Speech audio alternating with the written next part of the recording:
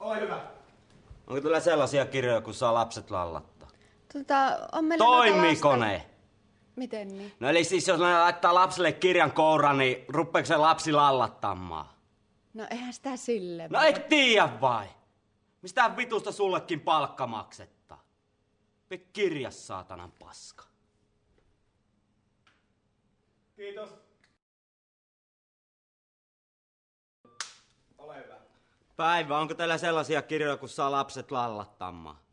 On meillä Toimiko ne? Miten niin? No, laittaako se lapsen lallattamaan perkelee? No, Jos sen iskee sen kirjan sille kouraan, vitun tyhmää! eihän sitä sille voi tehdä. No miksei? No, pitäähän sen lapsen osata edes lukea. Vitustako sinäkin kaiken tiedät, saatana? Siksihän minä onkin kirjaston täti. Vittu, tää on ihan paskakirjasta. Hyvä, kiitos. Ole hyvä. Onko täällä sellaisia kirjoja, kun saa lapset lallattamaan? On meillä lasten Toimiiko ne? Miten niin? No saako se lapsen lallattamaan, jos sen kirja iskee sille lapselle kouraan? No, eihän sitä sille Eli voi. et tiedä niinkö? No Vittu, mistä hyvästä sullekin palkka maksettaa? Saatanan lehmä. ole hyvä ja mene ulos. Vittu, me en lähde kuin poliisin voimalla. No, se kyllä järjestää. Tada! Tulkaa hakemaan, vittu! Palveluanainen.